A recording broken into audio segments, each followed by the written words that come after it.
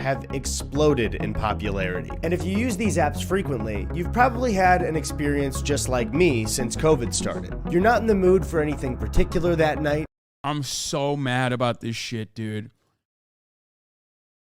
I've ordered from like 11 different fucking stores. Okay, with like 11 different names. It'll be like Golden China Teriyaki. It'll be like the best teriyaki joint. Chicken wings and teriyaki. Japanese teriyaki Golden China. And it's literally the same restaurant.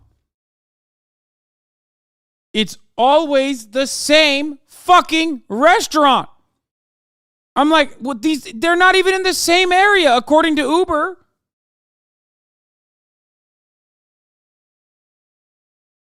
It's straight up the amount of times where I've had buffalo broccoli. Okay? The amount of times I've had buffalo broccoli. I didn't order burritos. From the exact same buffalo broccoli. From like 8 different restaurants. First world problems. I ordered complimentary salsa. I thought I ordered 2 burritos, but I ordered 2 orders of free salsa.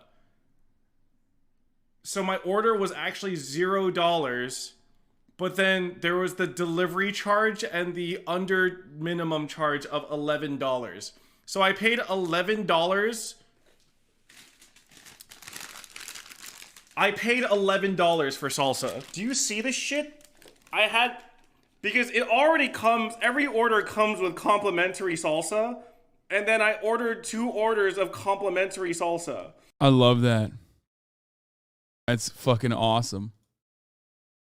Anyway, there are 2 restaurants near me called Soul Kitchen and K-Town Kitchen. They're the same restaurant. Yeah. So you scroll through restaurant after restaurant looking for something that'll catch your eye. And one restaurant finally does. But not because it's what you're in the mood for. It's because something about this restaurant feels off. The app says it's 0.1 miles away, but you don't recall ever passing this store or seeing its storefront. And the pictures on the app don't look like a local restaurant near you. They almost look like stock photos. Even the restaurant name doesn't seem like a local family restaurant. It feels like something that would be on a neon sign in a white millennials taco restaurant. Something like Taco Bout It, or Love Tacos, or You're Tacoing Me Crazy. Now, some people might already be aware, as I... Dude, this music is fucking hilarious, though. Like motherfuckers playing the Cyberpunk or Blade Runner 2049 soundtrack behind, like, talking about... I love that. I was of what these restaurants are. But when I decided to make a video on it, the rabbit hole kept sinking deeper and deeper. So today, I want you to follow me down this rabbit hole of food and restaurants. But I must warn you, it's sticky. So I gotta pee. Bring a baby wipe or some hand sanitizer or stand next to the sink and keep washing your hands.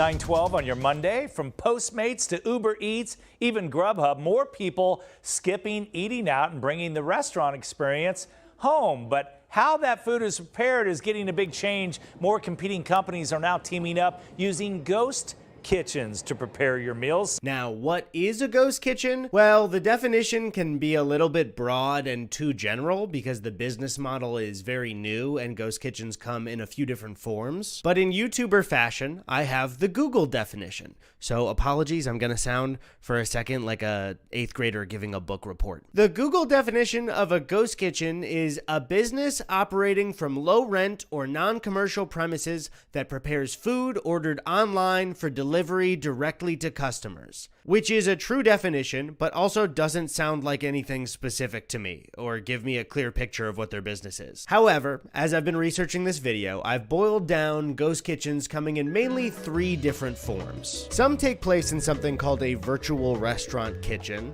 others make their food in mobile trailers, and some are in existing restaurants. But I want to start with virtual restaurant kitchens. So a virtual restaurant is a restaurant that exclusively sells through delivery apps.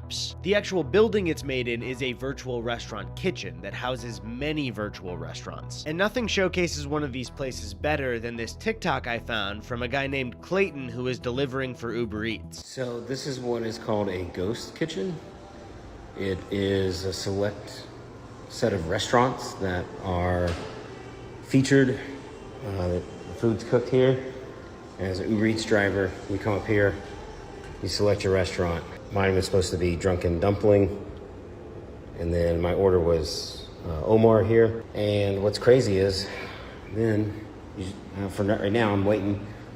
There's your order board, and then once that's ready, one of these lockers will unlock, and the food will be ready. And this will become our future. I mean, You guys didn't know this? Y'all thought this is you weren't aware of this? I feel like we've like briefly covered this.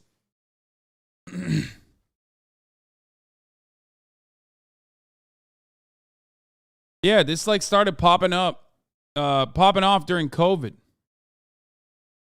Yeah. But this will become like all food. Great.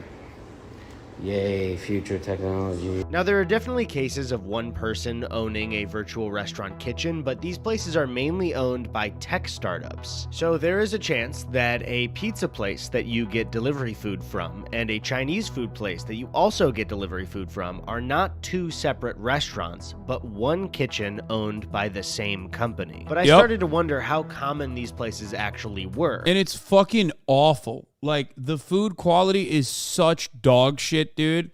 It's crazy. Could I find one near my neighborhood? And I did. I won't be showing the address, but I sat down at my computer to look at delivery apps until I found a specific address that had multiple restaurants in it. And if you look here, as I started to go through just Uber Eats as an app, I started to find that this address had a lot of restaurants in it. If I were to ask you what you thought, Really nothing wrong with it. If the food is it'll die anyway. It cuts a ton of overhead and is very profitable. Yeah. A lot of restaurants running out of one kitchen would be, it kind of depends on how familiar you are with ghost kitchens and virtual restaurants. So you might be thinking, I don't know, 2 is a lot of restaurants. Potentially 4. Could it be like 5 or 6? So I counted the individual restaurants on Uber Eats. I think as long as there's no health code violations, which is probably impossible not to have in a situation like that, but as long as there's no health code violations, like I get it. It's like a food processing facility, basically. And I suspect there will be health code violations. But for me, listen, man, I grew up on street food in Turkey, okay? If something tastes good, I'll eat it. I probably ate a fuck ton of pigeon meat, not realizing that I was eating pigeon meat. But it tasted delicious, okay? And my most... Like, the thing I hate the most is not necessarily the litany of health code violations, but instead the fact that it tastes like fucking dog shit, and they deceived me. I wanted Golden China Kitchen, okay? Or Golden China Chicken, one or the other. But they're both the same, and they both taste like doo-doo.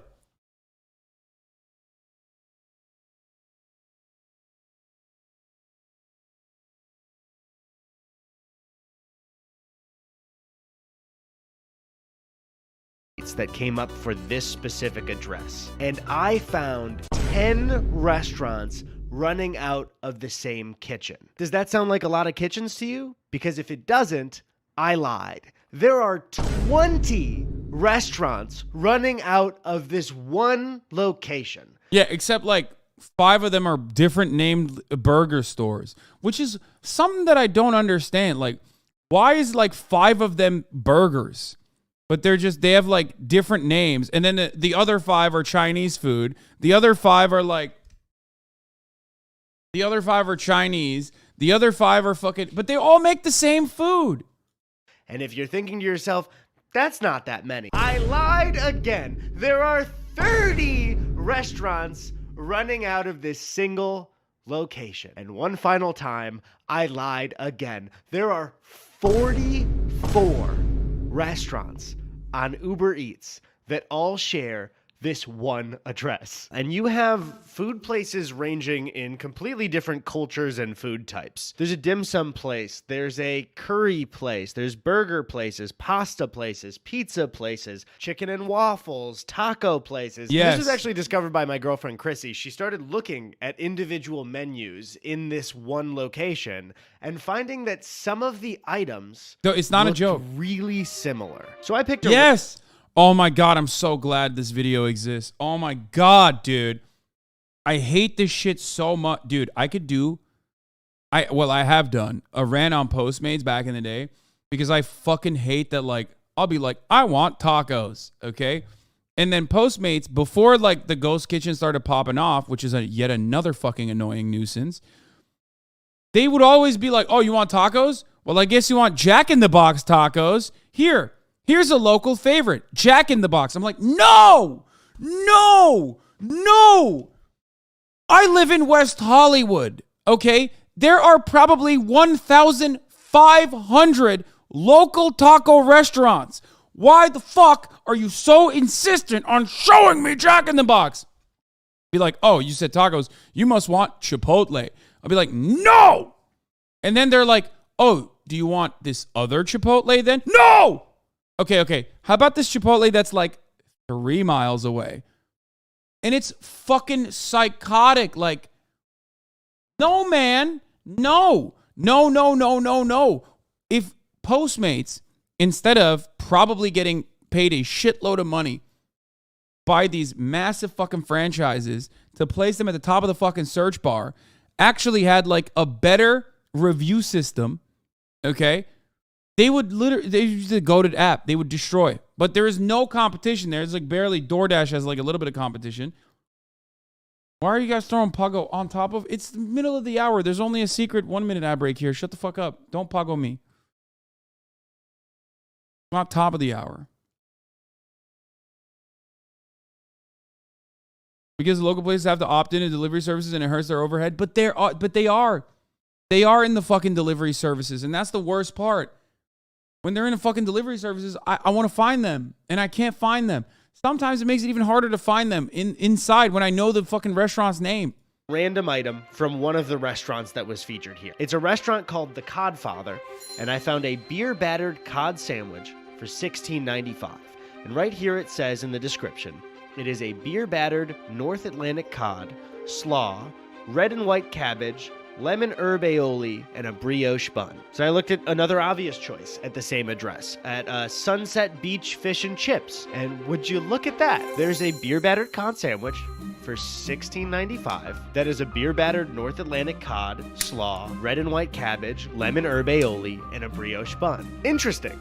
2 separate restaurants on Uber Eats, appearing to be completely separate businesses, selling the same item with the same description for the same price. So I looked at another place that had a beer-battered cod for $16.95, same description. And I looked at another place, and another place, and another place, until I had filled up my cart with 9 identical beer-battered cod sandwiches. And I'm going to go with Chrissy to pick it up at the same exact location. That's right, we're gonna drive to one kitchen to pick up the same sandwich from 9 separate restaurants. By the way, the sandwich is $16.95 for just the sandwich. So I'm about to pay, what's that, times 9? But what's the point? Illusion of choice? I just realized, you know what it is? They probably avoid extra scrutiny. You order from fucking Fish and Chips, and you're like, oh, it sucks. Oh, ew, this place sucks. And then you order from Beer Bitch, okay? And they're like, oh, this place sucks too. And then you order from, I don't know, Fish Me Out. And then you're like, oh my God, it's the same sandwich. What the fuck? 1, they're avoiding additional scrutiny that you normally would get if you're like a shit restaurant. 2, they've also flooded the marketplace with the same restaurant 11 times over. So now an actual Fish and Chips restaurant that isn't a part of the ghost kitchen is getting drowned out in the search engine. That's it.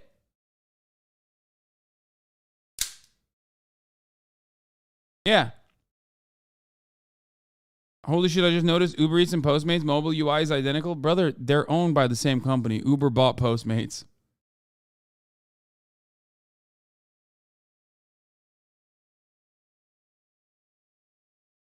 I'm gonna do it in a calculator. You can't force me to do math off the top of my head. I could have done it now, but I need to find my phone. All right, so if I just do the quick math on here before fees are involved, I will be paying just $152.55 to potentially try the same sandwich 9 times. So Chrissy and I started the drive. It took about, 20 minutes to get there. God, that was beautiful. When we pulled up to the restaurant, it had the name Chibo. What confused me is that when you look it up, Chibo is a local restaurant in LA. It's been open since 2002, I believe. But when you look on Google Street View, the storefront used to say Virtual Dining Concepts, which is one of the startups in the ghost kitchen industry. Now, to be honest, as we walked up, I was a little bit nervous because I don't think one of their regular employees would care, but I also doubt somebody has ordered from 9 different restaurants with the same item. The order kind of makes it obvious what I'm doing. So I walked up to him and said, "Hi, we're picking up for like 9 orders under Eddie." And the guy was like, "Oh yeah, no problem. Do you want me to put it all in one bag? Is that okay?" So we waited for a little bit. Here's us waving, just in case we're saying hello to you, specifically watching. We're waving to you. And then finally, we got the order. So I gotta get home. it seemed so casual. They did not care that we ordered from 9 different places and it was the exact. Yeah, no, he has no idea, nor any care, nor any consideration to this process.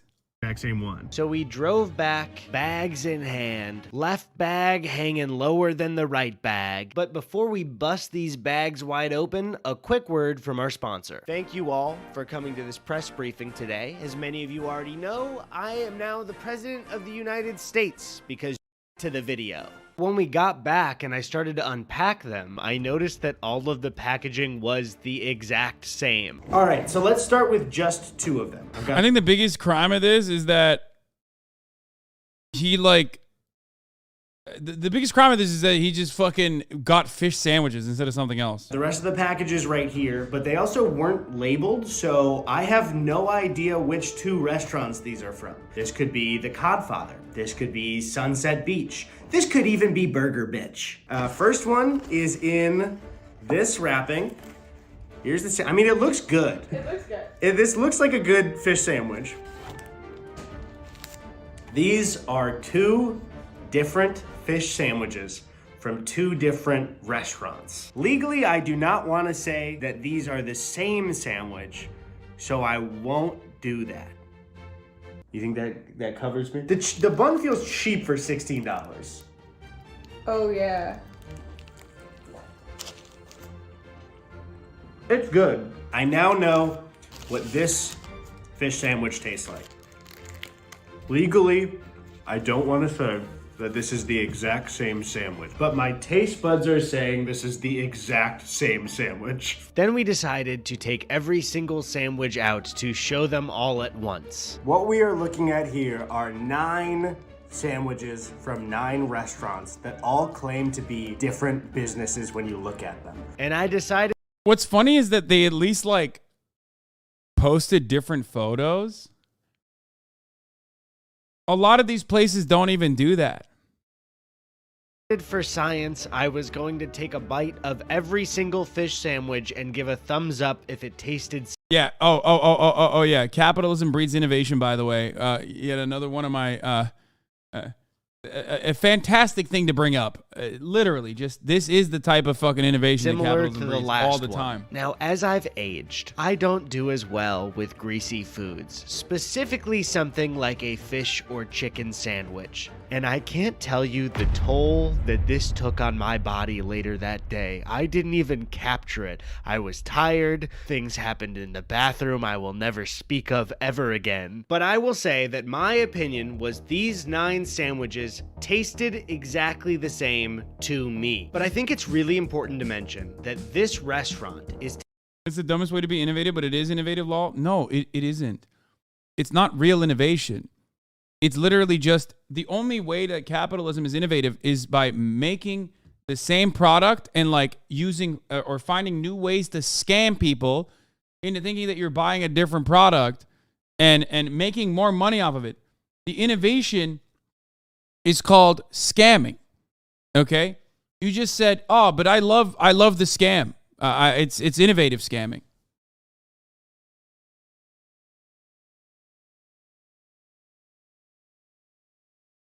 Taking up 44 slots on delivery apps. They are competing directly with small businesses, some of which are owned by families. Now, I don't know if Chibo the restaurant owns this or if Virtual Dining Concepts bought Chibo to use their name as a brand, but would you be surprised to learn that there is another Chibo within 4 miles of the one that I just showed you? And together they take up 77 restaurant slots on Uber Eats. So whether or not Chibo is its own new company or just a Okay, I'm beginning to realize that I've been Chibo'd like 1,000 times. front for Virtual Dining Concepts, I want to take a second to talk about VDC. Virtual Dining Concepts, or VDC, is a major ghost kitchen company. And when you go to their website, they have a collection of brands that they work with. You have Mr. Beast Burger, which we will talk about later.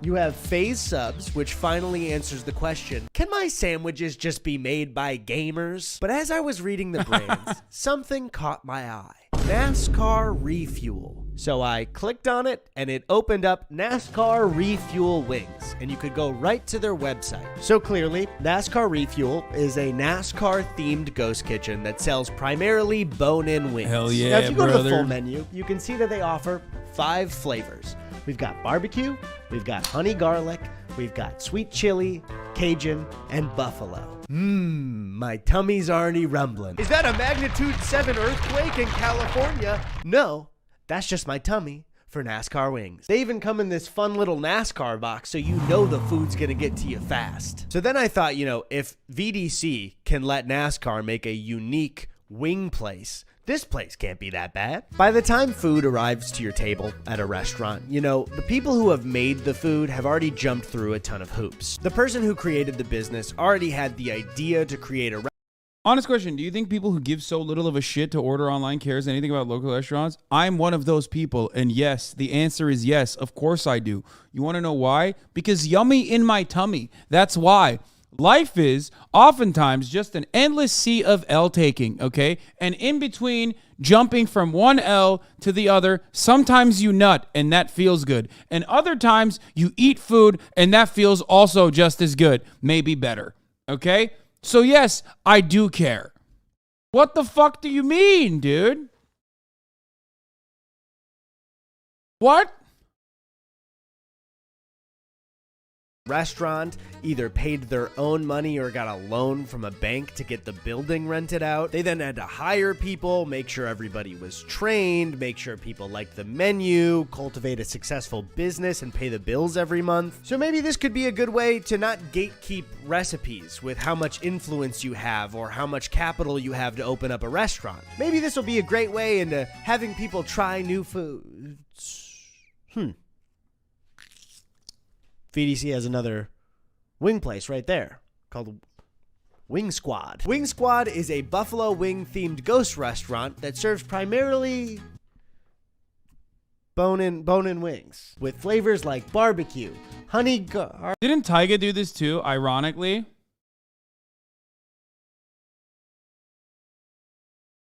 What the fuck is right or wrong with you? You sound extra angry and extra funny when you're on this topic. Dude, this is one that this is literally capitalism and food. It's like two things that I love talking about. You know what I mean? Of course I'm passionate. I love eating food and I love talking about how fucking shitty capitalism is, especially when capitalism ruins my food. Of course I'm going to be angry and passionate. Garlic, sweet chili, Cajun, and buffalo. Are these the exact same fucking wings? Okay, so I got NASCAR Refuel. So I was gonna immediately cut to ordering NASCAR Refuel and Wing Squad to eat them both and see if they tasted exactly the same. But when I filled out both my orders, I went ahead and ordered NASCAR Refuel. And when I tried to check out with the cart for Wing Squad, They told me that it wasn't available in my area. So now, instead of proving a point for my video, I just have NASCAR wings. The only thing I care about is if they come in the cool box. I will be so mad if they don't. Yes! Here are the wings. They look pretty good, to be honest. I'll give it to NASCAR. It's good. It's good. I never said the Ghost Kitchen food is bad. It's good. I scared the neighbor's dog. But I want to get back to VDC's website because they seem to be the leading brand in working with content creators and celebrities to create ghost franchises. Hi, I'm Robert Earl, a fellow restaurateur and the founder of Virtual Dining. I thought he said his name was Roberto, like Roberto, but said in a British way.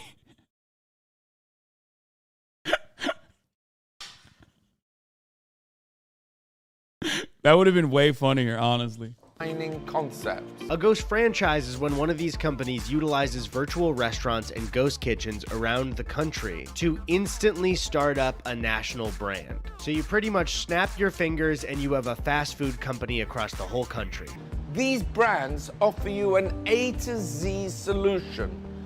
Bro, this is literally, okay. I'm about to tell you guys something very scary, okay? Or I guess I kind of talked about it on Leftovers. There's a reason why everyone wants to be a t-shirt salesman nowadays, okay? There's a reason why everyone wants to be an influencer. Because when you're an influencer, you can sell, okay? You can sell products to a massive audience of loyal fans, okay? And people have realized, like, oh yeah, you can have like a built-in marketing thing. If you work with influencers, celebrities, yada, yada. So basically, this originally started with like white glove production, a normal concept for, drop shipping or whatever. A normal concept where like drop shipping companies to work with celebrities. Represent used to do this and still does this. Okay. The company I work with is another version of this that's on hands, like the Ideology product that you can purchase. Okay? Like the t-shirt that I'm wearing at ideology.shop is quite literally kind of like the ghost kitchens of this. Except the difference is, I guess you can have a little bit more involvement in the process of manufacturing. But that's it. It's white label production, right? Now they've moved that into kitchens with this streamlined process.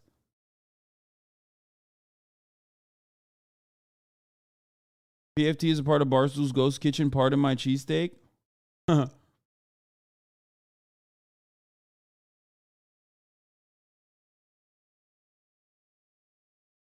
People also want to be influenced because there's 0% chance of making a good living as a public servant rather than take a bet on making it big, then admitting you will never be comfortable. Well, I mean, of course.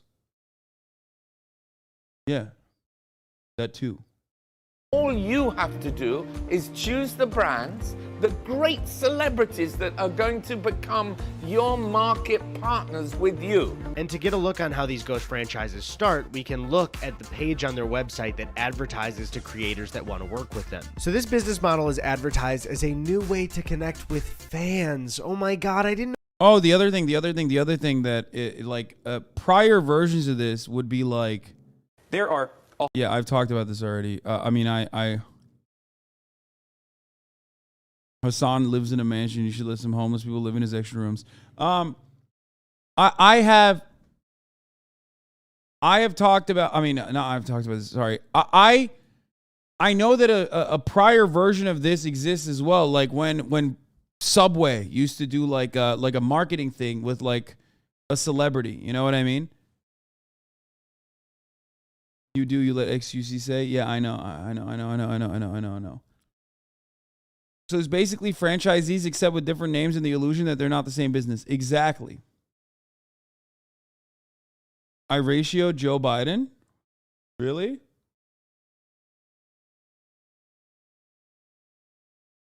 Yeah. McDonald's did it with Travis Scott, right? The Travis Scott burger. And then it worked so well that they did it with Cardi B. Cardi B and Offset Mickey D's meal. They're doing the same shit. Subway still does it too. right? But this time you get to act like you own the entire fucking restaurant. No, it was for the fans. So step 1 is to create your vision. They give you a more intimate and experimental way to connect with your followers. Finally, I can get intimate with Mr. Beast by shoving a Beast Burger or a Carl's Deluxe down my gullet. Just absolutely gargling No making fun of Carl's Deluxe. Beast-style fries. Then you work with them to create a menu. I would assume it's more so like, hey, you want to sell pizza? Do you want to sell pepperoni or sausage? Then they say to market the brand. Oh, fuck. I ratioed the president. Oh, my God. Connect with your... That's sick. Dude, I ratioed the president. That's fire.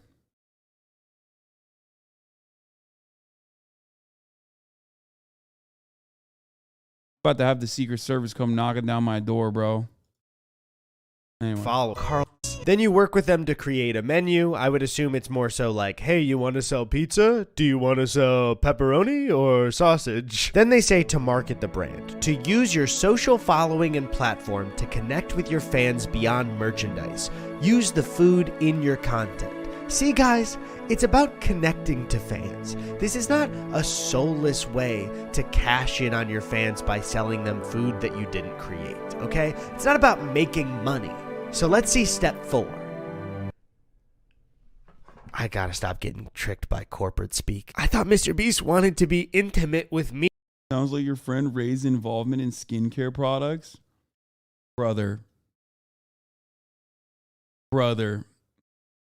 Are you really that mentally ill? Like, really? Really?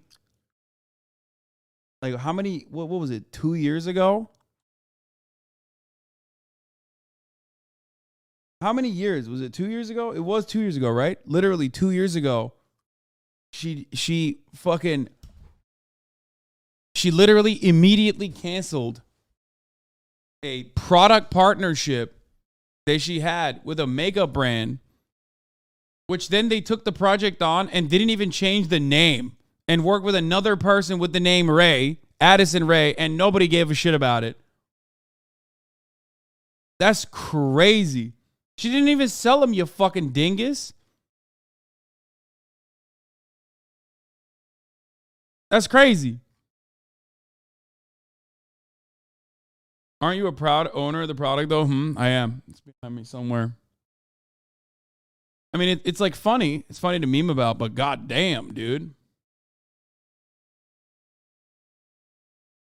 Deep cut. I can't believe how confusing this ghost kitchen stuff is as a consumer. Because a few minutes after filming this, I got an email thanking me for my order from Mr. Beast Burger. The thing is, I didn't order from Mr. Beast Burger. I'm doing that later when I talk about Mr. Beast Burger. So I looked at the address in the email, and it happens to be the exact same address from where I got my NASCAR refuel wings. So they just thanked me for ordering from a completely different restaurant. And when I looked up the address, it just gave me Universal City Walk, which is the big mall outside of Universal Studios Hollywood. It didn't even match up with one of the restaurants there. It just looked like a vague point on one of the buildings. Did they make my wings in Universal Studios? Did the Minions make my wings? It seems like VDC can't even keep track of their own virtual restaurants. But if you're a content creator or a celebrity that thought it would be a cool idea to open up your own fast food brand that doesn't inherently... I don't think... Does Mr. Beast work with VDC? I doubt it. I feel like he has enough... money to, like, make his own, right? I don't think he does. Does he? This is proving it. I work with Uber Eats in that part of the valley. So many ghost kitchens. Steve Aoki has a bunch of pizza restaurants out of ghost kitchens. Dude, it's the first thing on their website. That's wild. Mr. Beast is Red Robin. God damn. He really just showed he does. I thought he would have done his own ghost kitchen. Like, literally. It seems like you would make more profits that way. Rather than just like, if your goal is to generate profit. When I've seen Mr. Beast is with others in a ghost kitchen like this, that makes sense. Maybe he works on some locations. I've seen people say the quality of the burgers varies on depending on the location. Yeah, see, because like someone is saying my Red Robin doubles as a Mr. Beast burger. So I wonder if VDC also works with different local restaurants or franchises that are like underwater to like utilize their kitchen as well. You know what I mean? Currently make you the devil. I mentioned 3 types of ghost kitchens before, and one of them is existing restaurants. Now these restaurants can be major chains or small businesses, and running these virtual restaurants out of a small business might help them keep the lights on. That additional revenue could be a lifesaver for them. The thing is, as I've been looking up stuff for this video, I would frequently get so lost trying to keep track of all the virtual restaurants. It would be hard to count how— Wait, actually, Buca de Beppo is the one that doesn't near me? Shut the fuck up. Wait, what? Dude, what the fuck? You should sell lettuce and call it HasanAbi heads, or a brothel called HasanAbi head? Yeah, let me become a pimp, dude. Buca de Ghost Kitchens? Isn't that like a relatively upscale franchise? Like, I thought it was like, what the fuck? It's not? I don't know. How many virtual restaurants are in one location, or where a virtual restaurant was located. Sometimes I would look up Mr. Beast Burgers in my area, and when I went to the street view, they just didn't exist and also didn't have an address listed. And that's when I started to think, if I'm spending all day just trying to locate certain restaurants, how the hell are they doing health inspections for these places? Uh-oh. And that's when I stumbled on an article called "Do You Know Where Your Chicken Wings Come From?" by the Boston Globe. The article centers around— I'm gonna point this out one more time. I don't even give a fuck if it gave me explosive diarrhea, as long as it tasted good. Straight up. I don't even care if it poisoned me. If it tastes good, I'm fucking in it, baby. I'm in there like swimwear. Do not give a fuck. But the worst part of this is not that it's food poisoning. It's that it tastes bad. Okay? That I cannot— literally, I'm not even joking about this. The worst part about this is that it doesn't taste good. It's the same dog shit copied and pasted over and over and over and over and over again. I was literally eating with the sushi restaurant near me. Bubble gut every time, but so tasty. Actually, your worst take. Y'all are crazy. Around the challenges that ghost kitchens have added to health inspection agencies in Massachusetts. Frequently, it seems that health inspectors in Massachusetts will find out during the health inspection that they're running multiple restaurants out of the same kitchen. Lexington's health director Joanne Bellinger even said, "It's like smoke and mirrors or a shell game. We license this particular restaurant, but on the side, they're running 6 or 7 other things." And they're constantly getting surprised by this because the article states, no one knows how many such operations are running in Massachusetts or nationwide, as there is no central entity that tracks them. And when health departments can't track where food is coming from, it makes it near impossible to track where a foodborne illness starts. Some defenders of virtual kitchens might say, well, if you have a kitchen that passed a health inspection, what's the harm in adding a virtual kitchen? You already passed. But what if your new virtual restaurant menu— Bro, what do you mean? There's contaminants. Oh my God, cross-contamination events. Yeah, literally. Bro. Okay, if you have food allergies, do not order from anything on Uber, okay? Okay, that part, I am very privileged. I do not have any allergies that I know of, and I hope I don't develop any allergies. Oh my God, that is definitely one thing. Okay. To be fair, yes, I wouldn't want to die if I had like a fucking peanut allergy and I'm ordering from a place that I don't think it has peanuts in the kitchen, okay? Then yes. Yes, definitely. I am pro regulations. You're right. I forgot about people who are allergic to things. If you have a peanut allergy, do you never want to like sometimes try like, I don't know, Five Guys and stuff? There's a really, I mean, think about it. Like there's a lot of delicious foods that you're missing out on. Dies from the ghost kitchen.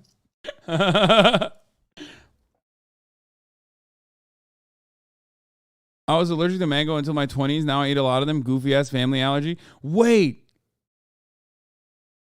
Do you think that's why Ethan has like an allergic reaction when he ordered like a whole bunch of Mr. Beast burgers? Like, He's about to find out through his dermatologist that he has like a different allergy, and it was definitely not one of the Mr. Beast burgers. Like, it's not a product that's supposed to be in the Mr. Beast burger.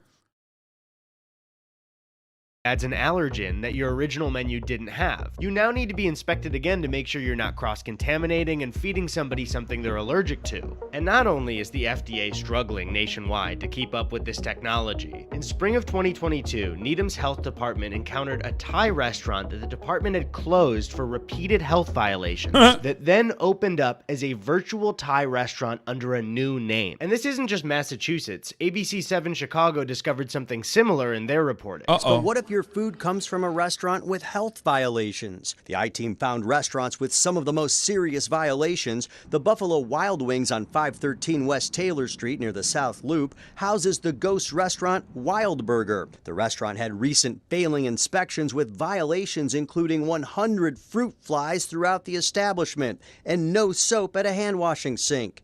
In follow-up reports, the restaurant fixed violations and passed inspection. It's really just a snowball with ghost kitchens, because this problem also opens up a new problem, which is major restaurant brands pretending to be smaller businesses on delivery apps to get more business from you. That's Next so on our fucked. list of fake-ass restaurants, you can tell. Look at the graphics. It's Super Megadilla. Oh my god. obvious. Super Megadilla and Thrilled Cheese. Those are Yes. both IHOP. Both of these have the same address and it's IHOP. I want to know is how the fuck am I supposed to eat that as a fucking quesadilla when it's a full-blown fucking avocado and a full-blown fucking chicken tender? I can't believe that IHOP would do this. Surely no other major brands have done the exact same thing. Maggiano's Italian Classics. This comes from Chili's. It's Just Wings also comes from Chili's. Tender Shack comes from Outback Steakhouse. So I guess we have a new problem to worry about. Sometimes the virtual restaurant isn't even real, and sometimes I guess now it's Chili's. I've been researching for this. Okay, I will take that over fucking, poisonous Thai food from a restaurant that was forced to be closed before, though. Because, like, at least Chili's is, like, kind of bomb. You know what I mean? It's still indecent on the capitalism competition front, because it's, like, a corporation that is, like, literally trying to eliminate the competition. Like, you would want to eliminate the top of the hour ad break at the top of the hour. And unlike Chili's, you can do that just for $5, right? By subscribing for $5 or for free, you can eliminate the top of the hour ad break and have an uninterrupted broadcasting experience. All you need to do is subscribe. You can also get gifted a sub if you're lucky. Chili's never failed to both taste like shit and give me massive food poisoning. I don't know. Lariat Darling, thank you for the 3 gifted subs, allowing 3 people to no longer see the ads at the top of the hour. There's also a mild food allergy that millions have without knowing. Their lips tingle and swell up a bit when they eat fresh fruit. It's called an oral allergy syndrome, and it's so common. Wait, I have this. Wait, really? Are you serious? That's an allergy? Or are you just fucking with me?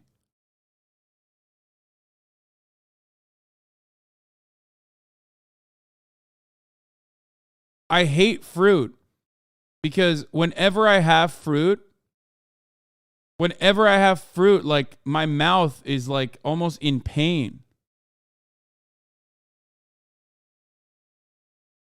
What the fuck?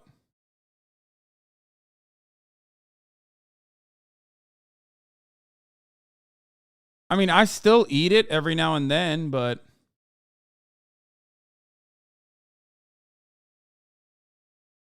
makes your mouth itchy though, right? Kind of. Yeah, pineapples. Yeah, can't eat too much pineapples. Yeah.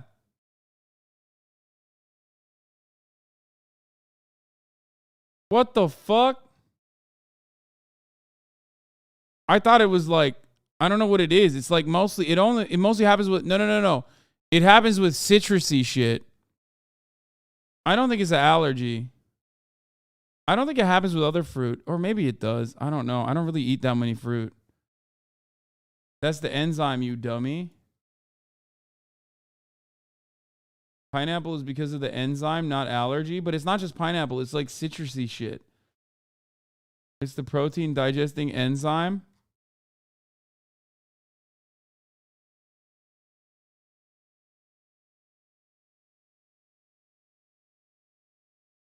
The only reason why I'm saying pineapple, kiwi, pineapples, apples, strawberries are most common. Okay, those are also the only like fruit that I do eat. So maybe it is. One of my friends was like, you know how when you eat a pineapple, your mouth gets numb? I was like, nah, dog, you have an allergy.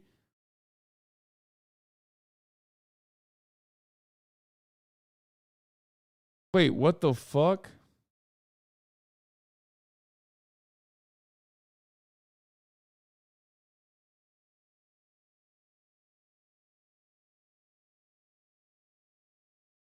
You already found out about this a while ago? What the fuck, old man? Go check your brain for the German one? Is you're going to the doctor already? What do you mean?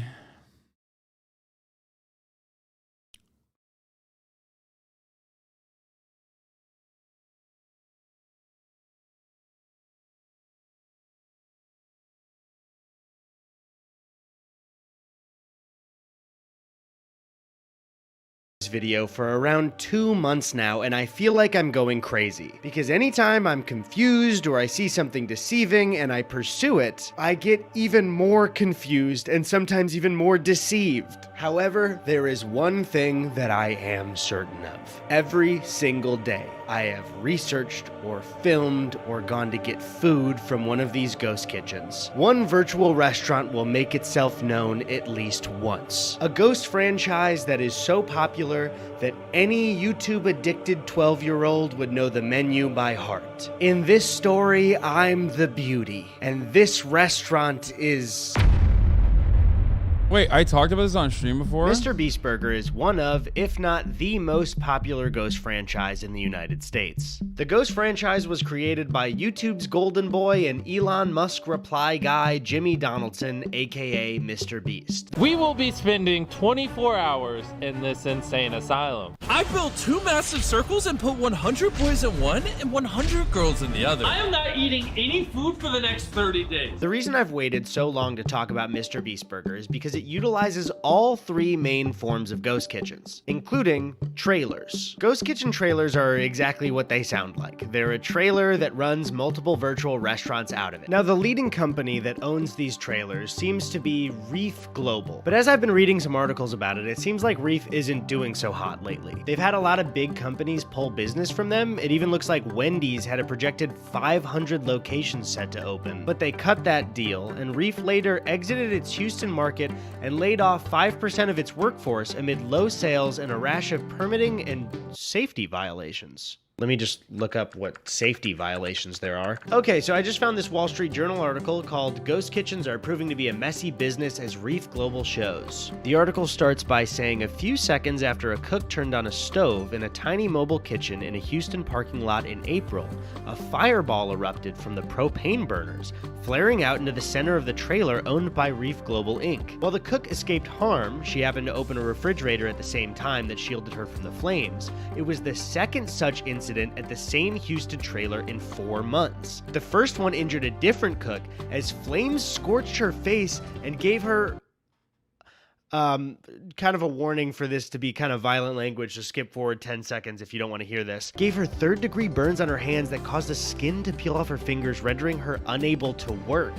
Wall Street Journal. Did you hear how bad her hands got burnt? How can she work? How can she contribute to the company? A similar fireball in San Francisco injured another Reef employee in the spring, according to the former Reef managers briefed on the 3 incidents. And on top of that, there's also an insider article about leaked Reef emails, where they're talking about nearly a full year of complaints from Mr. Beast Burger, where customers were served uncooked chicken and raw burgers. This is not directly Mr. Beast's fault, and I'm sure this happens with regular fast food franchises, but this problem is a lot more difficult to solve when you have no real locations. And up until very recently, this business was solely run out of ghost kitchens. And in interviews, Jimmy doesn't hide that fact at all. He's actually one of the only people I see being open and honest about their business and ghost kitchens. Is it cool to own a burger joint? So when I first started it, this is when COVID was at its height. So we started a virtual restaurant. A lot of restaurants were laying people off.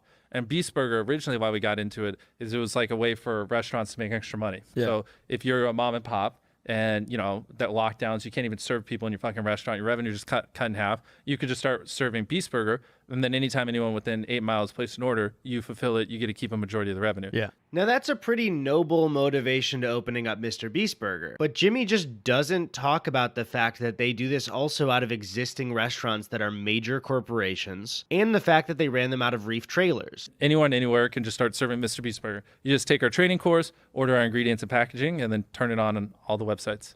So it's the same ingredients. Mm-hmm. Oh, so it tastes the same. Mm-hmm. And I understand what Jimmy's trying to do, but you really shouldn't make it that accessible for anyone anywhere to start serving Mr. Beast Burger to customers. Because again, I start thinking about the health inspection stuff. People all over the country, primarily kids. I'm sure all of his restaurants are mom and pops. I think like that's probably beneficial for the mediator in that situation. And I don't think Mr. Beast gives a fucking shit. You know what I mean?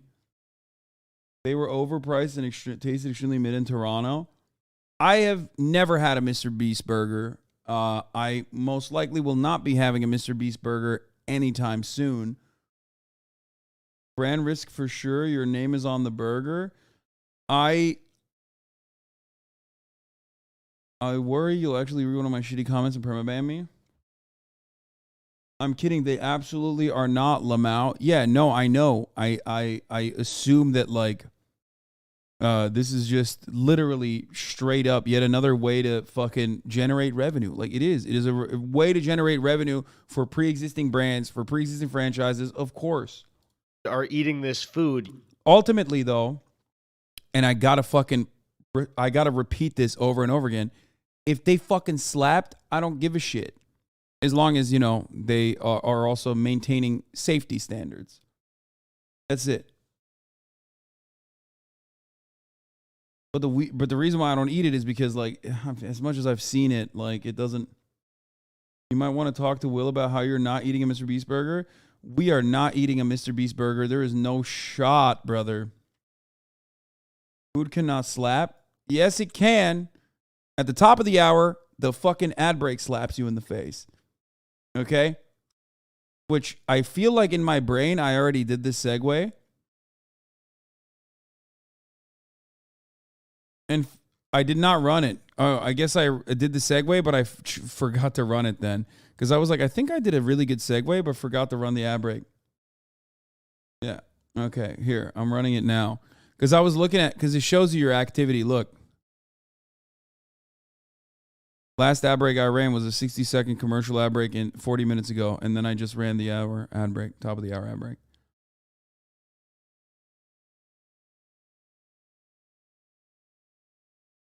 You need to have some kind of barrier for the quality of it. And so he's sort of transparent about the Ghost Kitchen stuff in interviews, but let's also look at what he actually told his fans. When the business opened in 2020, this is how it was announced to 144 million people. Bro, I'm one of those people. Like until recently, I thought this shit, like I never watched the Cody interview. I'm one of the fucking people. I literally thought he like opened up a burger joint. I opened up the world's first free restaurant. And if that wasn't enough, I also paid people to eat at my restaurant. Put it on up. Yeah! I've never ran a restaurant before. Bye! And that was our last customer. If you like what you saw in this video, you too can eat Beast Burgers. I literally just opened 300 restaurants all across America, but we only serve people through delivery apps. Basically, open up whatever you use and search Mr. Beast Burger, and you could order anything from our amazing and delicious menu. And like I said, we have hundreds of locations all across America. Just open up your favorite delivery apps and search Mr. Beast Burgers. So while this isn't a direct lie, I would have liked him to be less vague about opening 300 locations. Because this is the Mr. Beast Burger that 144 million people saw, complete with its own branding and even a drive-thru. And this is the Mr. Beast Burger that I just ordered from. The small business was connected to this building, and when I went in, they didn't even realize that an Uber Eats order for Mr. Beast Burger had come through. Obviously, it appeared as their own business. There was no Mr. Beast branding anywhere. They told me it was going to be a 20-minute wait, so I went back to the car to wait with Chrissy. Do you think if we ask them, they'll sign this? I hope. I really hope. When I finally went back in and was handed the bag, I noticed that it wasn't a Mr. Beast burger bag, it was one of those regular thank you bags. Regardless, we headed home, bag in hand, bag hanging low. This is literally a byproduct of just straight up streamlining this process. Quality control is gone. You're like, for all of its faults and failures, like at least McDonald's has like super severe, sometimes very strict, too strict franchising rules, right? Like literally all of these like fast food chains, fast food franchises have like insane rules, which by the way, ironically, they make money off of, like McDonald's utilizing or McDonald's forcing contracts on ice cream machines, which is why ice cream machines are always fucking broken. You know what I mean? Upon their franchisees. So like they're maxing out on the fucking profits. McDonald's is not a burger place. It's a real estate company.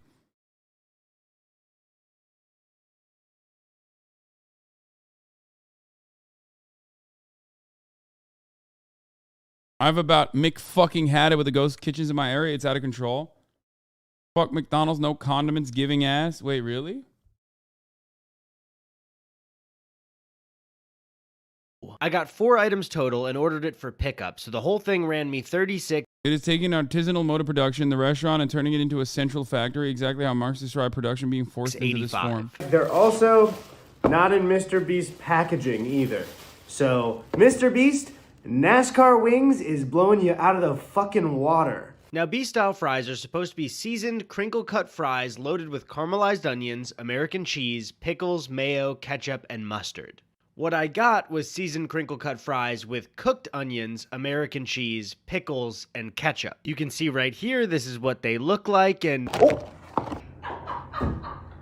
So I flipped them back over pretty well, actually. It worked out just fine. And they were average. I do think what would make this order special is the ingredients on the fries, and I didn't get all that I ordered. But this is the best that the order's gonna get, I promise you. Now, the next item on the list was supposed to be a Carl's Deluxe, which is like a patty melt grilled cheese. No! But when I pulled it out, I was very confused. Which, is this the Beast Burger? After looking at all of the order later, this was not a Beast-style burger. It was not a Carl's Deluxe. It was one of their Impossible Beast-style burgers. This is what the Impossible Beast-style burger is supposed to look like. And this looks like if somebody drew a... It looks like a cartoon. Dude, it looks like... Oh, no. That looks like a prop, dude. Oh, my Lord. Oh no, oh no, oh no, no, no, no, no, no, no.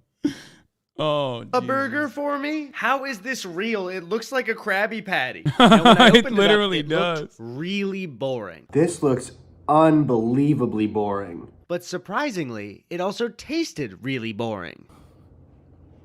This tastes like a cafeteria burger. The Impossible Burger is supposed to be smashed, crispy Impossible patties with house seasoning, American cheese, pickles, diced white onions, mayo, ketchup, and brown mustard on a toasted bun. What I got was an Impossible patty, American cheese, shredded lettuce, and a tiny bit of ketchup. There's no sauce on it either. There's just like a little bit of ketchup. Yeah, there's no quality control, dude. There's no quality control whatsoever. So when there's no quality control, there's nothing like it's like almost impossible to do quality control too. Like, dude, that looks like a blood stain, brother. I wouldn't eat that.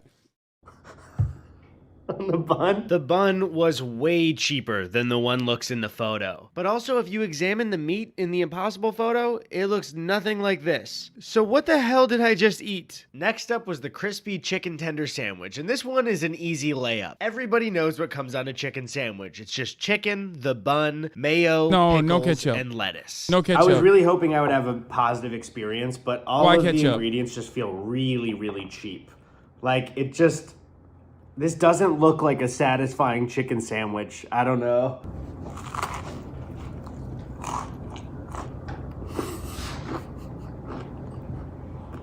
It's so dry. What I got was the chicken tender, some shredded lettuce, and a tiny bit of ketchup.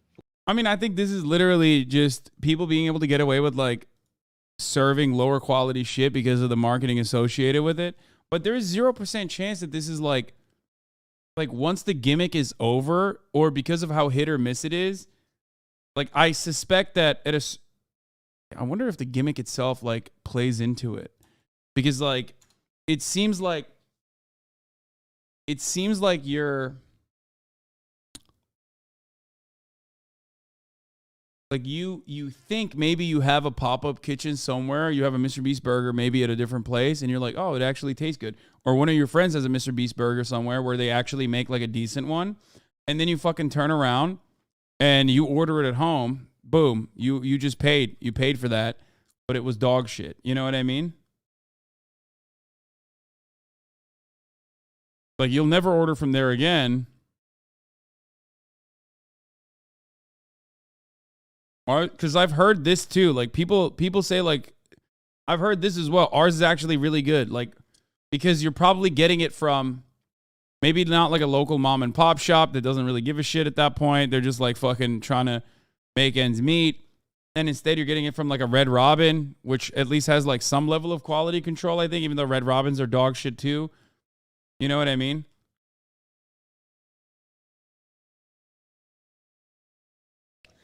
These look like vending machine sandwiches being reviewed. Okay, first of all, the vending machine sandwiches, well, not vending machines, but like 7-Eleven sandwiches slap, dude.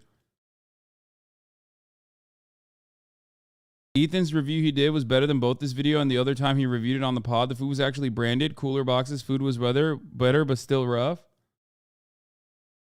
Lastly, we had the main event. The very item that carries the name of this Ghost franchise. The Beast Style Burger. And man, this one kind of pissed me off because I ate it, and while I've been editing it, I noticed that the camera got a better angle of the meat than I did. Man, this is supposed to be a smash burger. What the hell is this? Now, when it comes to Mr. Beast Burger, do I think that Jimmy was intentionally trying to mislead people in his video? Or that he ever wanted to serve people uncooked beef? No. Of course not. Jimmy is a little bit younger than me. I think he's like 24, but he's also CEO brained, so I'm pretty sure he doesn't give much thought to anything but making the biggest videos in the world and growing his company. However, I will say that the quality of that food was really bad.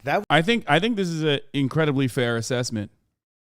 Yeah, literally. Was probably, no exaggeration, the blandest fast food I've ever had in my entire life. So I think my one piece of advice to Mr. Beast that he's not going to listen to because I have less subscribers than him is just give a little bit more thought into the businesses that you're running, because the Ghost Kitchen stuff is really like the Wild West of food. And there are a lot of really young, impressionable people watching what you do, so you just got to be a little bit careful with the businesses that you run. But that really got me thinking about the psychology of the Ghost Kitchen business. It really seems that a large form of this business is based on deception. And I started to wonder, how easy would it be to trick people into eating food that they've already had, but make them think that it's a brand new restaurant? It seems to happen every single day. We saw it with IHOP and Chili's earlier. So to test this out, I decided to pay thousands of dollars to do a real, legitimate focus group in Los Angeles. Now, to do this, I would need my own virtual restaurant with its own branding. My name is Eddie Burback, so let's go with something like Eddie's Burgers or Burback's Burgers.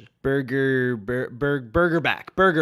I also needed a fake logo to put on the pack. Why didn't he fucking sell it as Bareback Burgers, dude? Missed opportunity. Eddie Bareback.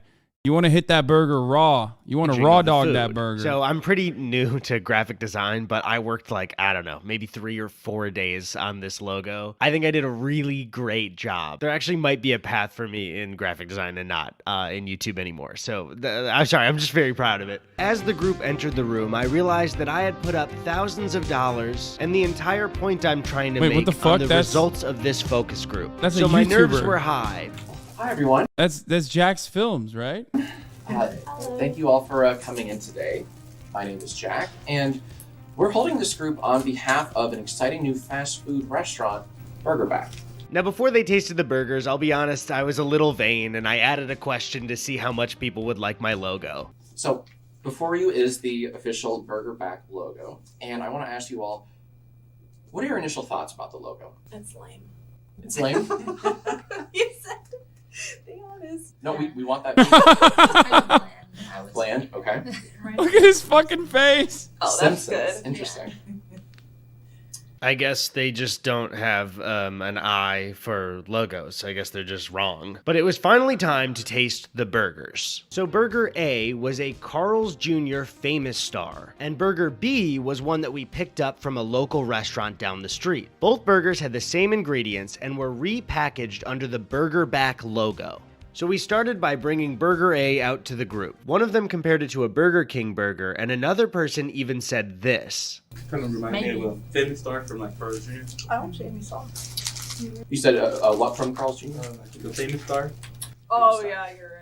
So he said it reminded him of a Carl's Jr. Famous Star, but he didn't say that it was a Carl's Jr. Famous Star. And then Burger B from LA Tavern was brought out to the group. It was immediately clear that they liked this burger much more than the last. I feel like with the bread on this one, it's a better bite.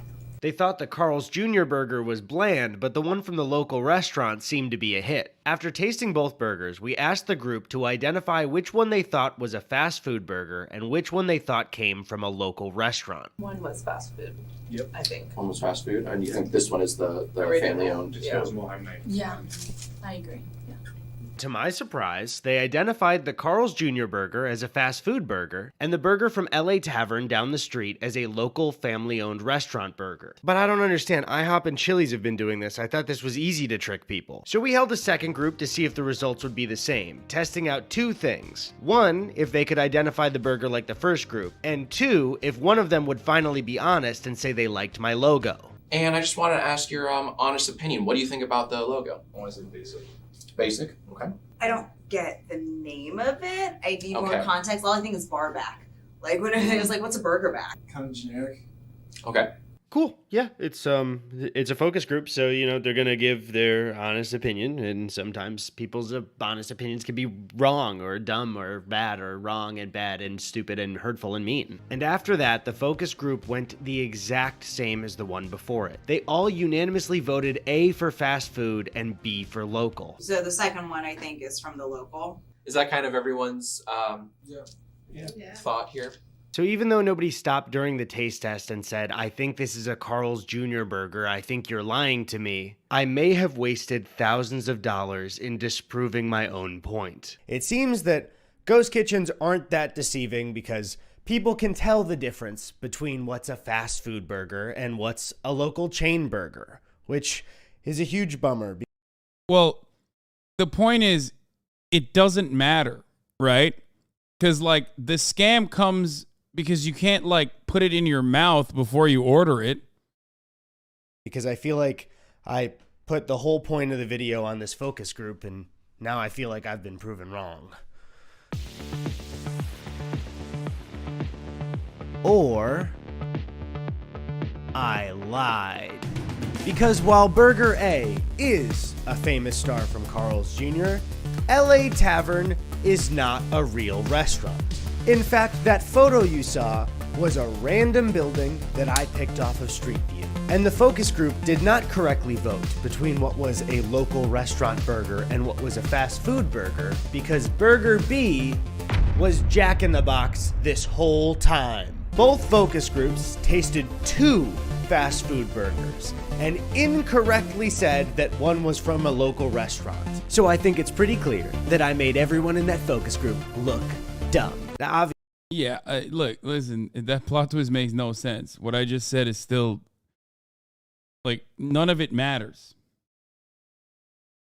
Because ultimately, when you're fucking ordering on the phone or on your app, it literally doesn't matter. It's still fucking, you just don't know. If it's shit, it's shit. Obviously, I'm joking because they aren't dumb. I lied to the people in that focus group about the food they were eating, and they believed me. And I also lied to you about the food I was feeding them, and you believed me. Because it is not a person's job when they pay for food to investigate whether they're being lied to or not. Yeah, I have spent the exactly. first part of this year ordering food and then spending hours trying to figure out how it was made and what the story behind it was. It would be completely normal for a focus group to be held to test which burger tastes better from a company. You know what's not normal? Being part of a focus group where you're being lied to by a YouTuber who's trying to prove a point. Nobody would think that's what was happening. Much like if I went onto a delivery app and tried to order a burger from a local place, it would be insane for me to randomly assume that it's a Chili's, or that it's from one building that has 44 other restaurants running out of it, or that it's from some weird mobile trailer that has a bunch of explosions burning their employees. And I don't have a solution to this problem. I mean, what do I know? I'm a comedian on YouTube. That's like the lowest job in society. Now, I don't think this will happen, but I think at the very least, delivery apps should add some kind of tag where you can see what's a virtual restaurant and what's a real brick and mortar place.